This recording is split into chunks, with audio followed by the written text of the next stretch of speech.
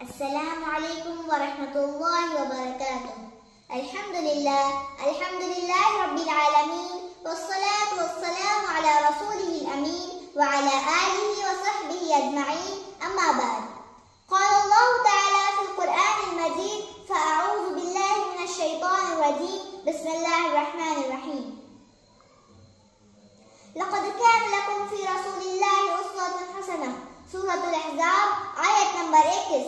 وقال رسول الله صلی اللہ علیہ وسلم: انما بعثت لأتمم مکارم الاخلاق. بے شک مجھے اس لیے مبعوث کیا گیا کہ میں اعلیٰ اخلاق کی تکمیل کر سکوں. معزز سامعین، آج میں جس موضوع پر لب کشائی کرنے جا رہی ہوں وہ ہے رسول اللہ صلی اللہ علیہ وسلم کا انداز اصلاح. تقریباً 1400 برس پہلے کا زمانہ یاد کیجیے. کفر و ضلالت کی تاریکی میں ڈوبی ہوئی دنیا، ظلم، ناانصافی، قتل و غارت، جھوٹ، دھوکہ، فریب جیسی برائیوں میں مبتلا انسانی معاشرہ، لکڑی، پتھر اور مٹی سے بنے جھوٹے خداؤں کے سامنے اپنے سروں کو جھکاتے ہوئے لوگ، دم توڑتی ہوئی انسانیت اور ان سب کے بیچ ایک ایسی ہستی کی آمد جو ہدایت الہی کا پرچم تھامے تاریکی میں بھٹکتے انسانوں کو روشنی کے راستے کی طرف بلانے کے لیے اپنا پورا زور لگا رہی ہے. جی ہاں سامعین، یہ پاکیزہ محترم و مکرم ہستی کوئی اور نہیں، ہمارے پیارے نبی سید المرسلین، محسن انسانیت حضرت محمد مصطفیٰ صلی اللہ علیہ وسلم ہی تھے، جنہوں نے محض اپنے اخلاق و کردار، ایثار و قربانی، اخلاص و مروت کے ذریعے ایک جاہل معاشرے کو ایک صالح معاشرے میں بدل کر رکھ دیا. ظلمت میں بھٹکتے لوگوں کو اوروں کا حالی بنا دیا. آپ صلی اللہ علیہ وسلم نے اپنی تعلیمات کے ذریعے دنیا کو اصلاح کا ایسا درس دیا کہ جس کی مثال کوئی شخصیت، کوئی انسان پیش نہیں کر سکتا. آئے دنیا میں بہت پاک و مکرم بن کر، آئے دنیا میں بہت پاک و مکرم بن کر، کوئی آیا نہ مگر رحمت عالم بن کر، کوئی آیا نہ مگر رحمت عالم بن کر. سورہ نحل کی آیت نمبر 125 میں اللہ تعالیٰ فرماتے ہیں: ادعو الی سبیل ربک بالحکمت والموعظۃ الحسنہ. بلاؤ اپنے رب کے راستے کی طرف حکمت اور اچھی نصیحت کے ذریعے.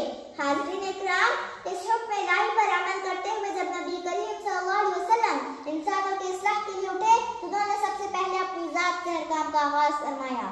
گھر ہو یا بازار، مسجد ہو یا میدان جنگ، دوست سے ملنا ہو یا دشمن سے، ہر جگہ اور ہر وقت آپ صلی اللہ علیہ وسلم کا اصلاحی پہلو نمایاں نظر آتا تھا. صلح حدیبیہ کے واقعے کو ہی دیکھ لیجیے. جب صلح کی شرائط دیکھ کر صحابہ مغموم ہو گئے اور آپ صلی اللہ علیہ وسلم کے کہنے کے باوجود قربانی کے لیے نہیں اٹھے تو آپ صلی اللہ علیہ وسلم نے پہلے خود قربانی کی اور سر منڈوایا. صحابہ نے آپ صلی اللہ علیہ وسلم کو یہ عمل کرتے دیکھا تو وہ بھی سنت نبوی کی تعمیل کرنے لگے. کتنا بہترین انداز اپنایا تھا ہمارے پیارے نبی نے. نہ تو سختی سے کسی کو ڈانٹا اور نہ ہی اپنے حکم پر عمل کرنے کی زبردستی کی. تاریخ کے اوراق ایسے کئی واقعات سے بھرے پڑے ہیں جن میں ہمارے پیارے نبی صلی اللہ علیہ وسلم کے اصلاح و تربیت کے انوکھے انداز ہمیں دکھائی دیتے ہیں. کہیں ہمیں مسجد نبوی کے صحن کو گندا کرنے والی بدبو کے ساتھ سختی کی بجائے درگزر کرنے کا درس ملے گا تو کہیں ایک مسلمان عورت کو چوری کرنے پر دی گئی سزا بھی دکھائی دے گی. کہیں ہمارے پیارے نبی صلی اللہ علیہ وسلم ایک کم سن صحابی عمر بن ابو سلمان رضی اللہ تعالی عنہ کو محبت و شفقت سے کھانے کے آداب سکھاتے ہوئے دکھائی دیں گے تو کہیں 10 سال کی عمر میں بچوں کو نماز نہ پڑھنے پر مارنے کی اجازت دینے والا آپ صلی اللہ علیہ وسلم کا فرمان بھی نظر آئے گا. غرض یہ کہ اصلاح نبوی کی عظیم الشان مثالوں میں ہمیں رحمت و شفقت، ہمدردی، محبت کے ساتھ ساتھ سختی ناراضگی سے کی گئی تنبیہ و تاکید بھی دیکھنے کو ملے گی.